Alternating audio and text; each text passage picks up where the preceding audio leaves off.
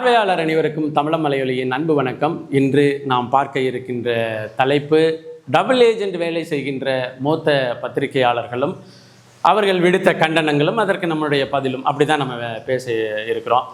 குறிப்பாக பார்த்தீங்கன்னா என்னங்க இவ்வளோ கடுமையான வார்த்தைகள், டபுள் ஏஜென்ட் வேலையை ஒரு மூத்த பத்திரிகையாளர் செய்கிறாரு அப்படின்னு நீங்கள் பேசுகிறீங்களே, இதெல்லாம் சரியா அப்படின்னு இதெல்லாம் பேச வேணான்னு தான் இருந்தாலும் அவங்க செய்கிற சில சில்லறைத்தனமான வேலைகள் இல்லை எல்லாத்தையும் பேசிடுங்க அப்படின்னு சொல்கிற மாதிரி நமக்கு தெரியுது. காலையில் ஒரு தம்பி எனக்கு தொடர்பு உண்டு, அண்ணே உங்கள் பேரில் கண்டன அறிக்கை வந்திருக்கு அப்படின்னா. கண்டன அறிக்கையா? கண்டன அறிக்கை வர்ற அளவுக்கு நம்ம ஒன்றும் பெரிய கண்டிக்கத்தக்க செயல்களை செய்யலையே, என்னடா கண்டன அறிக்கை, யாருப்பா அனுப்பி வச்சது அப்படின்னு சொன்னால் அது என்ன ஊடக சிந்தனை பேரவை, அப்படி பத்திரிகை ஊடக சிந்தனை பேரவை, அதாவது ஜேர்னலிசம் மீடியா திங்க் டேங்கு, அந்த டேங்கு வெடிச்சிருக்கு அப்படின்னு சொல்லி செய்தி சில பேர் எனக்கு அனுப்பி வச்சாங்க. அதுலேயும் என்னென்னா தமிழ் சமூகத்தின்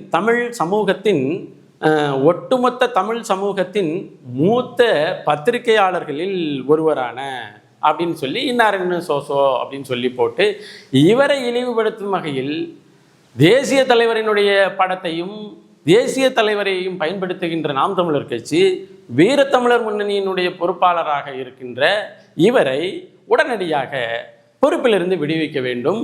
அதே நேரத்தில் இவர் திறந்த மனதோடு மன்னிப்பு கேட்க வேண்டும் அப்படின்னு. யார்? ஜேர்னலிசம் மீடியா திங்க் டேங்க், அதாவது பத்திரிகை ஊடக சிந்தனை பேரவை கண்டிச்சிருக்கு. ஐயோ, இந்த கண்டனத்தை பார்த்துட்டு எனக்கு வேற நம்ம அளக்கிற படியை நிறுத்திடுவாங்களோ அப்படிங்கிற இந்த பயம் வந்துச்சு. நான் ரொம்ப தெளிவாக என்னுடைய பதிவு போட்டிருந்தேன். என்ன பதிவு போட்டிருந்தேன்? முந்தானேத்து இரவு ஒரு பதிவு போட்டிருந்தேன். அதுலேயும் மூத்த பத்திரிகையாளர் என்கின்ற சொல்லாடலை நான் பயன்படுத்தியிருந்தேன். மற்றபடி இன்னாரு அப்படின்னு நான் பயன்படுத்தலை, இன்ன ஊடகம்னு நான் பயன்படுத்தலை. அடுத்து நேற்று ஒரு பதிவு போட்டிருந்தேன்.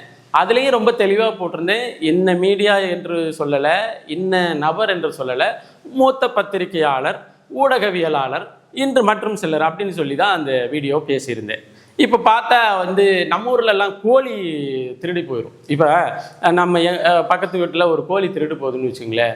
கோழியை திருடு கொடுத்த அந்த அம்மா என்ன பண்ணுன்னா, கோழி திருடு போயிடுச்சு, அது ஏதோ ஒரு வீட்டு குழம்புல கொதிச்சுக்கிட்டு இருக்கு. ஆனால் கோழி திருடுனவங்களை கண்டுபிடிக்கணும்னு என்ன சொல்லணும்னா, என் கோழியை திருடிய வேலை செருப்பாலையும் விளக்கம் தாலையும் அடிப்பேன்னு இந்த அம்மா பேசிட்டு இந்த அம்மா வேலையை பார்த்துரும். ஆனால் கோழி கொதிச்சுக்கிட்டு இருக்கிற அந்த வீட்டுக்காரம்மா என்ன செய்யும்னா, நம்மளை எப்படி திட்டாலே, நம்ம கோழியை திருடி தின்னுறது அது தப்புன்னெல்லாம் சொல்லாது, நம்மளை இவ்வளோ திட்டாலேன்னு சொல்லிட்டு அந்த வீட்டுக்காரம்மா புருஷன் வர விட்டி அந்த வீட்டுக்காரிங்க என்ன செருப்பையும் விளக்கத்தையும் கொண்டு அடிப்பேன்னு சொல்லி திட்டுறாங்க அப்படின்னு சொல்லி புருஷன்கிட்ட சொல்லி விட்டுரும். புருஷங்காரன் அங்கேருந்து ஏம்மா என் பொண்டாட்டியை நீ செருப்பையும் விளக்கம் தாலையும் கட்டி அடிப்பேன்னு சொன்னியம்லம்மா அப்படின்னு புருஷங்காரன் கேட்பான். அப்போ நான் எங்கங்க உங்கள் பொண்டாட்டியை பேரை சொன்னேன்? உங்கள் பொண்டாட்டின்னு நான் எப்படிங்க சொன்னேன்? ஏன் கோழியை திருடி தின்னவலை நான் செருப்பாலையும் விளக்கம் தாலையும் அடிப்பேன்னு சொன்னேன் அப்படின்னு சொல்லிடும். இப்போ இதுலேருந்து என்ன தெரியுதுன்னா, இந்த அம்மா பொதுவாக திட்டிட்டு விட்டுருச்சு. ஆனால் அந்த கோழியை திருடி தின்னவங்களுக்கு குருன்னுருச்சு. அப்போ குருன்னு சொல்லி என்ன சொல்லணும்னா, இப்போ இதில் நடந்தது யார் இந்த வேலையை செய்கிறாங்க அப்படின்னு, அந்த கோழியை யார் திருடுனாங்கன்னு அந்த அம்மா திட்டி முடிவு பண்ணிருச்சு. அதே போல் தான் என்னுடைய பதிவில் எந்த ஊடகத்தின் பெயரையும் சொல்லலை, எந்த மூத்த பத்திரிகையாளர் என்ற பெயரை தவிர வேறு எதையும் நான் சொல்லலை. யாரை சொன்னேன் என்னன்னு அவங்களே திங்க் டேங்க் கண்டன அறிக்கையெல்லாம் போட்டிருக்கிறாங்க. அங்கே இப்போ நம்ம என்ன இதுலேருந்து நம்ம தெரிஞ்சுக்க வேண்டியது என்னென்னா, நாம் ஒரு செயலை ஒரு தவறை சுட்டி காட்டும் பொழுது அந்த தவறை செய்கிறவர் யார் என்று நாம் சொல்லாமலே அவர்கள் கண்டுபிடித்து விடுகிறார்கள் என்றால் அவர் அந்த தவறை செய்கிறாரு தானே அர்த்தம். அப்போ தவறு செய்கிறவரை நீங்கள் கண்டுபிடிச்சிட்டிங்களேங்க, நான் பேரையே சொல்லலைங்க, நான் செய்த தவறை தானேங்க சொன்னேன். அந்த தவறை சொன்னது போதே நீங்கள் கண்டுபிடிச்சிட்டிங்கன்னா என்ன அர்த்தம் அப்படிங்கிறது தான் இப்போ நம்ம சொல்ல போகிற செய்தி. அதை இப்போ நான் யாரை பேசினேன்னு நானே சொல்லலை, நீங்களே கண்டுபிடிச்சிட்டிங்க. கண்டன அறிக்கை விட்டுட்டீங்க. இன்னும் பல பேர் இருக்கிறாங்க, நீங்கள் கொஞ்சம் அவங்கள சார்ந்து இருக்கிறதுனால அவரை தான் சொல்லியிருக்கிறேன்னா அப்படின்னு நீங்கள் நினச்சிட்டிங்க. அது நான் என்ன நிகழ்தகவுகளை சொன்னேன். அந்த நிகழ்தகவல்களில் தொடர்புடையவர்களை நீங்களே கண்டுபிடித்து விட்டீர்கள் அப்படிங்கிறது உங்களுடைய கண்டன அறிக்கை எனக்கு சொல்லுது. இப்போ நான் நேராக செய்திக்கு வரேன். இதில் வந்து நீங்கள் ரொம்ப வருத்தப்படுத்தியது என்ன, சில்லறைத்தனமான வேலைகள் என்ற சொல்லாடலை நீங்கள் பயன்படுத்தியிருக்கிறீங்க. சில்லறைத்தனமான வேலைகள் அப்படின்னு சொல்லாடலை பயன்படுத்தலாமா அப்படின்ற கேள்வியை கேட்டிருக்கிறாங்க. உண்மையிலேங்க சில்லறைத்தனமான சொல்லாடலை அப்படின்னு வேலைகள் என்று சொல்லாடலை நம்ம பயன்படுத்தக்கூடாது, தப்பு தான் அப்படின்னு நீங்கள் நினைக்கலாம். ஆனால் என்னென்னா, இப்போ நீங்கள் என்ன திட்டுறீங்க அப்படின்னு தெரியுது, நானே வந்து கேட்கணும், ஏப்பா என்னை ஏப்பா திட்டுற, நான் செஞ்சது சரி, சரின்னு சொன்னதுக்கு என்னென்ன காரண காரியங்கள் இருக்குது, இல்லை நீ செஞ்சது தவறு, என்னென்ன காரண காரியங்கள் இருக்குது. அப்படி இல்லை, நான் அப்படியே அமைதியாக இருக்கிறது. கன்னியாகுமரியில் ஒருத்தரை விட்டு ஃபோன் பண்ணி இவர் வந்து என்னை பேசியிருக்கிறாரு, நீங்கள் ஃபோன் பண்ணி அவரை திட்டுங்க பேசுறது. அப்புறம் தன்னுக்கிட்ட வேலை செய்கிற ஒரு தம்பியை விட்டு பக்கமாக எழுத விடுறது. அப்புறம் இன்னாருன்னு நான் சொல்லலை, இன்னும் நபர்னு சொல்லலை, நீங்கள் வந்து ஒருத்தரை விட்டு அறிக்கை விட சொல்கிறது. சரி, அதெல்லாம் போச்சுன்னா நான் வந்து என்னுடைய காணொலி பதிவில் யார்கிட்ட, அதாவது டிவி கிட்ட நீங்கள் காசு வாங்கிட்டு பேசுகிறீங்க அப்படின்னு நான் எந்த இடத்துலையும் சொல்லலையே. ஆனால் டிவி கிட்ட நீங்கள் காசு வாங்கிட்டு பேசுகிறீங்கன்னு பேசுகிறாங்களே அப்படின்னு அவர் எப்படி ஊடகவியலாளரும் மூத்த பத்திரிகையாளரும். நான் இப்போ என்ன, இதுதான் இந்த கோழி திருடின கதையை கண்டுபிடிச்ச கதை. இப்போ நான் என்ன சொல்கிறேன், நேர்மையாக நடந்துக்கங்க அப்படின்னு சொல்கிறேன். என் கட்சிங்கிறது வந்து என் ரத்தமும் சதையுமா நான் கலந்துருக்கிற ஒரு கட்சி. நீங்கள் வந்து என் வீட்டில் உள்ளவங்களை ஒருத்தவங்களை குறை சொல்லும் பொழுது அவங்க குறை செய்யாட்டினா அவங்க தவறு செய்யாட்டினா நான் வந்து கேட்க வேண்டியது என்ன, இது உரிமை எப்படியோ என் கட்சியினுடைய தலைமை ஒருங்கிணைப்பாளர் அண்ணன் சீமான் செய்யாத தவிர நீங்கள் உங்களுடைய லாபத்திற்காக ஏதாச்சும் பேசுனீங்கன்னா அதை கண்டிக்க வேண்டிய வேலை என்னுடைய கடமை. கட்சி பணிகளில் இதுவும் ஒன்று. நீங்கள் சும்மா கட்சி பணிகளில் ஒன்றா இடிப்பாரா ஏமாறா மன்னன் என்ன ஏதோ அந்த ஒரு குரலை ஒன்று நீங்கள் சொல்லிக்கிறீங்க, குரலில் ஒன்று சொல்லியிருக்கிறீங்க. உங்களுக்கு அந்த குரலுடைய அர்த்தம் என்னன்னு தெரியுமா? ஒரு மன்னன் இருக்கான், அந்த மன்னன் அமைச்சரவையில் ஒரு அமைச்சர் இருக்கிறான். அந்த சபையில் என்ன நடக்குது, இந்த மன்னன் என்ன செஞ்சுக்கிட்டு இருக்கிறான், என்ன வேலை செஞ்சுக்கிட்டு இருக்கிறான்னு அந்த அமைச்சருக்கு தெரியும். இந்த நாட்டில் என்ன சிக்கல் நடக்குதுன்னு அந்த அமைச்சருக்கும் தெரியும், மன்னனுக்கும் தெரியும். அப்போ மன்னன் ஒரு முடிவு எடுக்கும் பொழுது அமைச்சர் வந்து அதே ஃபினாமினாவில் அதே சூழலில் இருக்குவான். அமைச்சர் வந்து இப்போ மன்னன் வந்து போரிட்டு போகும்பொழுது அமைச்சர் போரிட்டெல்லாம் வரமாட்டேன்னு சொல்ல மாட்டான். ஓரமாக 10க்கு 10 ரூமில் உட்காந்துட்டு இது சும்மா யூடியூப் சேனலில் பேச மாட்டான். அமைச்சரும் போருக்கு வருவான். எல்லா போர்க்களங்களிலும் மன்னன் இடம்பெறுகின்ற அந்த போர்க்களங்களில் அமைச்சரவையில் அரசவையில் இருக்கிற அமைச்சரும் ஈடுபடுவான். நாடு பற்றி தெரியும், நாட்டு மக்கள் பற்றி தெரியும், நாட்டு மக்களுக்குள்ள சிக்கல் பற்றி தெரியும், மன்னன் அந்த நாட்டு மக்களை எப்படி நேசிக்கிறான்னு தெரியும். அப்படிப்பட்ட சூழலில் ஒரே சூழலில் இருக்கிற அவர்கள் ஒரு மன்னன் வந்து முடிவெடுக்கும் பொழுது அமைச்சர் வந்து அறிவுரை வழங்கலாம் அப்படிங்கிறதுக்காக அந்த குரல் எழுதப்பட்டிருக்கு. இப்போ நாம் தமிழர் கட்சிக்கு தலைமை ஒருங்கிணைப்பாளர் ஒருத்தர் முடிவு எடுக்கும் பொழுது அதற்கு நீங்கள் அறிவுரை சொல்லலான்னு நீங்கள் எப்போ முடிவுக்கு வரணும்னா நாம் தமிழர் கட்சியோடு நீங்கள் இருக்கணும். நாம் தமிழர் கட்சி படுகின்ற கஷ்டத்தில் நீங்கள் இருந்திருக்கணும். நாம் தமிழர் கட்சி பட்ட களப்பணியில் நீங்கள் இருந்திருக்கணும். நாம் தமிழர் கட்சி படுகின்ற சிறையில் நீங்கள் இருக்கணும். அவங்க பட்ட அவமானத்தில், அவங்க பட்ட உழைப்பில், அவங்க பட்ட எல்லாத்துலேயும் நீங்களும் உங்களை இருத்தி கொண்டு வந்து நாங்கள் ஒரு தவறு செய்யும் பொழுது எங்கள் கூடையே உழைச்சி, எங்கள் கூடையே சாப்பிட்டு, எங்கள் கூடையே நடத்தி, எங்கள் கூடையே போராட்டங்கள்லையும் சிறையில் இருந்த நீங்கள் அறிவுரை சொன்னால் வள்ளுவன் சொன்ன மாதிரி இடுப்பாரா இல்லா ஏமாறா மன்னன் கெடுப்பார் எல்லாரும் கெடும்னு நாங்கள் ஏற்றுக்குவோம். நீங்கள் என்ன பண்ணுறீங்கன்னா ஒரு பக்கெட்டு உட்காந்துக்கிறீங்க. சீமான் வந்து வெல்வார் அப்படிங்கிற நம்பிக்கை இருக்கும் பொழுதெல்லாம் உங்களுக்கு ஒரு வார்த்தை இல்லை, அப்படி இல்லைன்னு ஒரு மாய பிம்பத்தை கட்டுவதற்கு ஒரு வேலை. இந்த வேலையெல்லாம் எதுக்கு செய்கிறீங்க? இதை தான் நாம் சொல்கிறோம். இதைத்தான் சில்லறைத்தனமான வேலை அப்படின்னு சொல்கிறோம். இன்னொன்று என்னென்னா, நீங்கள் கட்சிக்காரர் இல்லை, நீங்கள் பொதுஜன மீடியா, நீங்கள் விமர்சிக்கிறீங்க. நீங்கள் வந்து ஆன் ஏரில் வந்து கட்சியை விமர்சிக்கிறீங்க, நல்லது, விமர்சிங்க, அதை பற்றிலாம் ஒன்றும் இல்லை. ஆனால் ஆஃப் ஏரில் ஒவ்வொரு கட்சி பொறுப்பாளருக்கும் தொலைபேசியில் தொடர்பு கொண்டு, கோவையில் இருக்கிற ஒரு தம்பிக்கு தொடர்பு கொண்டு, தம்பி என்ன தம்பி இப்படி கட்சி தலைமை இப்படி போகுது தம்பி, இது சரியாக வருமா தம்பி, என்னமோ தம்பி நீங்களா பார்த்து நடந்துக்கங்க தம்பி அப்படின்னு அந்த தம்பிக்கிட்ட பேசுறது. கோவையில் இருக்கிற ஒரு சகோதரிக்கு ஃபோன் பண்ணி, பாத்தியாப்பா இப்படி இருக்குப்பா, அது அப்படிப்பா, இது இப்படிப்பா, நான் ஏதோ சொல்லிடப்பா, நீ பார்த்துக்க, உனக்கெல்லாம் நல்ல எதிர்காலம் இருக்குப்பா, நீனே பார்த்து ஒரு முடிவு எடுத்துக்கப்பா அப்படிங்கிறது. கன்னியாகுமரியில் இருக்கிற ஒரு சகோதரனுக்கு ஃபோன் பண்ணி, அது அப்படிப்பா, இது இப்படிப்பா, உன்னை என்ன செய்யலான்னு சொன்னேன். இவ்வளவு மரியாதையாக நம்ம பேச முடியுமா?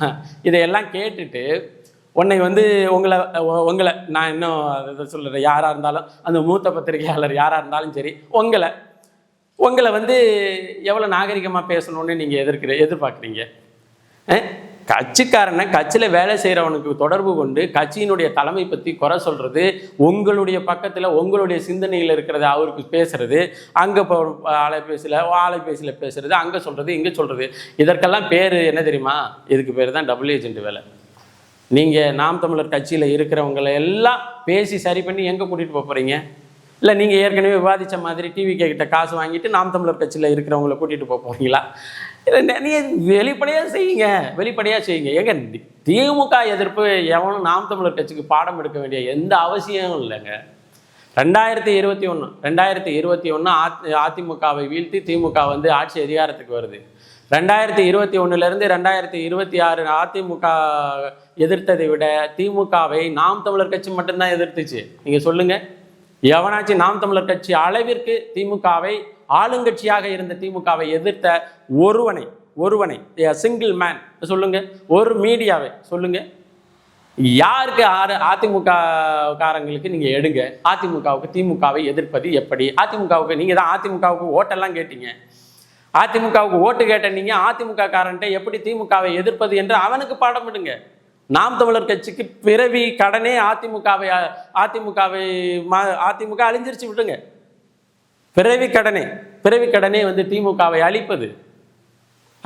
அதை விட்டு இலை வீட்டில் வரவன்ட்ட நீங்கள் ஏன் முதுவை திருப்பிக்கல?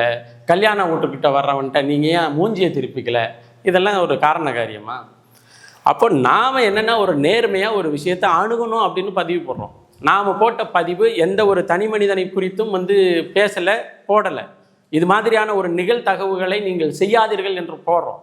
அப்போது நாம் போட்ட பதிவு உங்களுக்கு வந்து சுடுது என்றால் நீங்கள் அந்த தவறை செய்கிறீர்கள் என்று அர்த்தம். அது அப்போ தவறு செய்கிறவங்க திருத்திக்கங்க, இல்லாட்டினா விமர்சனத்தை எதிர்கொள்ளுங்க. பத்திரிகையாளர்னு ஒருத்தரை விமர்சிக்கிறது தர்மம்னா பத்திரிகையாளர் விமர்சனத்தை வாங்கிக்கிறதும் அறம் தானே, ஊடக அறம் தானே. ஏன் கட்சியை பத்திரிகையாளர் என்ற பெயரில் நீங்கள் விமர்சிப்பீங்க? மூத்த ஊடகவியலாளர் பத்திரிகையாளருங்கிற முறையில், மூத்த உறுப்பினருங்கிற முறையில் ஏன் கட்சியை விமர்சிக்கிற ஒருத்தரை நான் வந்து இல்லைங்க இது இப்படி இல்லை, நீங்கள் அப்படி இருந்தீங்க இப்போ மாறிட்டீங்கன்னு அப்படின்னு சொல்கிறதுல என்ன தவறு? தயவுசெய்து இந்த வேலையெல்லாம் நிறுத்திக்கங்க. இந்த அங்கே விட்டு ஆளை விட்டு ஃபோன் பண்ணி பேசி என்னை மிரட்டுறது. நாம் தமிழர் கட்சியில் செந்தில்நாதன் வந்து அப்படி செஞ்சுட்டேன். உங்களுக்கே தெரியும் 2011 நீங்கள் எங்கே இருந்தீங்க, நான் எங்கே இருந்தேன் அப்படின்னு. 2011 இப்போ 15 வருஷம் நான் என்ன நிலைமையில் இருக்கிறேன், நீங்கள் எந்த நிலைமையில் இருக்கிறீங்கன்னு உங்களுக்கு தெரியும். நீங்கள் குறிப்பாக இதை சொல்கிறீங்களா, நாம் தமிழர் கட்சியில் செந்தில்நாதன் வந்து அப்படி வளர்ந்து விட்டார். அப்பையிலேயே நான் 5.5 அடி தான் இருந்தேன், இப்போயும் 5.5 அடி தான் இருக்கேன். அப்போ நான் 3.25 லட்சம் ரூபாய் சம்பளம் வாங்கிட்டு இருந்தேன். இப்போ வந்து என்ன சொல்கிறது, மாத செலவினங்களை எதிர்கொள்கிறதுக்கு கஷ்டப்பட்டுக்கிட்டு இருக்கிறேன். அது ஏன் பிரச்சனை? நான் அதுக்காகலாம் வந்து ஐயோ அவர் சொல்லிவிட்டார் இவர் சொல்லிட்டாரு. தயவு செய்து எனக்கு தெரியும் 2011 இந்த கட்சி ஊடகத்தை இந்த கட்சி என்ற நாம் தமிழர் கட்சியை வைத்து யார் என்னென்ன செஞ்சா என்னென்ன பிழைத்தார்கள், கட்சியினுடைய முகமாக தன்னை காட்டிக்கொண்டு எப்படியெல்லாம் வளர்ந்துருக்காங்க, எல்லா புள்ளி விவரமும் எனக்கு தெரியும். சரிங்களா? அதெல்லாம் பேச வேண்டாம்னு நினைக்கிறேன். தயவு செய்து உங்களுடைய அந்த நீங்கள் போகிறீங்களா, ஆட்களை உங்கள் பேச்சை கேட்டு வர்றவங்களை கூப்பிட்டுட்டு போங்க. அதற்காக நாம் தமிழர் கட்சியை விமர்சிக்கிறது, அதை பார்த்துட்டு அமைதியாக இருக்கிறது, அதெல்லாம் முடியவே முடியாது. இது நாம் தமிழர் கட்சி வந்து ரத்தமும் சதையுமா நம்மளோட இருக்கிற கட்சி. சரியா? நாங்கள் ஐயோ நம்ம பஞ்சம் பசியை ஒரு லட்சம் 2 லட்சத்துக்கெல்லாம் விலை போகிற ஆளுக்கள் கிடையாது. அதனால் தயவு செய்து நீங்கள் விடுங்க. மூத்த பத்திரிகையாளர்கள் ஊடகவியலாளருக்கு இன்னொருத்தர் இருக்கிறாரு, அவர் ஃபோன் அடித்தா நம்ம எடுத்துடணும், எடுக்காட்டினா நீங்கள் என்ன கட்சிக்காரங்க அப்படின்னு பேசுவார். நம்ம ஃபோன் அடித்து எடுக்காததை அது என்னமோ இந்த நாட்டுக்கே வந்து ஃபோன் அடித்தா நம்மள்கிட்ட வந்து நம்ம கட்சியே ஒரு மாதிரி கழுவி எப்படி எனக்கு ஃபோன் அடித்து நாம் தமிழர் கட்சி குறித்து என்னகிட்டே குறை சொன்னால் நான் எப்படி உனக்கு ஃபோனை எடுப்பேன்? அப்போ ஃபோன் எடுக்காட்டினா ஐயோ நாம் தமிழர் கட்சிக்காரங்க யாருமே ஃபோன் எடுக்கிறது இல்லைன்னு ஒரு பதிவு போடுறது. இவங்களுக்கெல்லாம் முகனும் இல்லை, இந்த புரட்சி வெடிச்சிடுறது. இந்த புரட்சிக்கு நம்மளும் போய் நின்றுக்கிட்டு ஆமாங்க உங்கள் புரட்சி வெடிச்சிருச்சுங்க அப்படின்றது. அதனால் இந்த பதிவின் மூலமாக நான் என்ன சொல்கிறேன்னா, நீங்கள் செய்யுங்க. உங்களுடைய நிறுவனம் வளருவதற்கு என்னுடைய வாழ்த்துக்கள், உங்களுடைய பயணம் தொடர்வதற்கு என்னுடைய வாழ்த்துக்கள். அதற்காகலாம் நீங்கள் எங்கள் கட்சியில் உள்ள உங்களை பேசுகிறத பார்த்துட்டு அமைதியாக இருக்க முடியாது. இன்னொன்று, எங்கள் கட்சிக்காரங்கள்ட்ட தொலைபேசியில் தொடர்பு கொண்டு தலைமை சரியில்லைன்னு சொல்கிற அதிகாரத்தை உங்களுக்கு யார் கொடுத்தது? எதற்காக இந்த வேலையை செய்கிறீங்க? நாம் தமிழர் கட்சிக்கு நான் ஆதரவாக செயல்படுறேன்னு தன்னை நிறுவனமாக்கி கொள்வது, அப்புறம் நாம் தமிழர் கட்சியில் உள்ளவங்கள தலைமை இப்படி சரியில்லைன்னு கோழி சொல்லிட்டு தெரியுது. இதெல்லாம் இதுக்கு பேர் தான் வந்து சில்லறைத்தனமான வேலைகள் என்று நான் பதிவு பண்ணியிருந்தேன். அந்த பதிவுக்கான நியாயமான காரணங்களை நான் சொல்கிறேன். இப்போ முகநூலில் எழுதுகிற தம்பிகளுக்கு இன்னமும் சொல்கிறேனே, உங்களை 15 வருஷமாக எனக்கு தெரியும். உங்களைன்னா உங்களை மட்டும் இல்லை, உங்களை மாதிரி இல்லை எல்லாரையும். அப்போ உங்களை பற்றி நான் பேசலை, உங்கள் பேரை பயன்படுத்தலை, எதுவுமே பண்ணலை. அது ஒரு நாகரிகமாக நான் கருதுகிறேன். ஆனால் நீங்கள் ஏன் வந்துடுங்கன்னா அதுதான் எங்கள் அப்பன் குதிரைக்குள்ளே இல்லை அப்படிங்கிற செய்தி உங்களை பற்றி 15 வருஷமாக தெரிஞ்சதுனால தான் நான் கொஞ்சம் அமைதியாகவே என் கட்சியை விமர்சிக்கக்கூடாது, நீங்கள் என்ன வேணால் செஞ்சுட்டு போங்க அப்படின்னு நம்ம அமைதியாகவே இருக்கிறோம். அப்புறம் கொண்டுட்டு வந்து கண்டன அறிக்கை, அவர் கண்டன அறிக்கை விட்டால் அப்படியே நாங்கள் மூளையில் போய் ஒளிஞ்சிருவோமா? ஒளிஞ்சிருவோம். ஒரு பெரிய நிறுவனம் கண்டன அறிக்கை விட்டுருச்சு, நாளைக்கே பிடிச்சி என்னை ஜெயிலில் போட்டுருச்சு, ஜெயிலுக்கு பார்த்து அப்படியே பயந்து போய் இந்த வேலையெல்லாம் யார்ட்டையாச்சும் வச்சுக்கோங்க. நம்மளே சரி தேர்தல் முடிஞ்சு நம்ம சின்ன சின்ன கட்டமைப்புகளை பார்த்து நம்ம அமைதியாக போவோன்னு நினைக்கிறோம். அப்புறம் மறுபடியும் வந்து 2015க்கு முன்னாடி உள்ள செந்தில்நாதனை உங்கள் எல்லாருக்குமே தெரியும். அது மாதிரி ஒரு செந்தில்நாதனாக மாற்றிடாதீங்க அப்படிங்கிறத பதிவு செய்து மீண்டும் ஒரு காணொளி பதிவில் இணைவோம். மூத்த பத்திரிகையாளர் குறித்து நான் பேசியது நான் ஒரு செயல்பாடை தான் பேசினேன். ஆனால் அது அவர் தான் செஞ்சாருங்கிற அடையாளத்தை நீங்கள் புரிந்து கொண்டு நீங்கள் கண்டன அறிக்கை கொடுத்தவைக்கு என்னுடைய வாழ்த்துக்கள். தயவு செய்து இன்னும் கூடுதலான கண்டன அறிக்கை விடுங்க. அப்போ தான் என்ன மாதிரி பிள்ளையெல்லாம் இருக்கிறாங்க அப்படிங்கிறத இந்த சோசியல் மீடியா தெரிஞ்சுக்கும். நன்றி.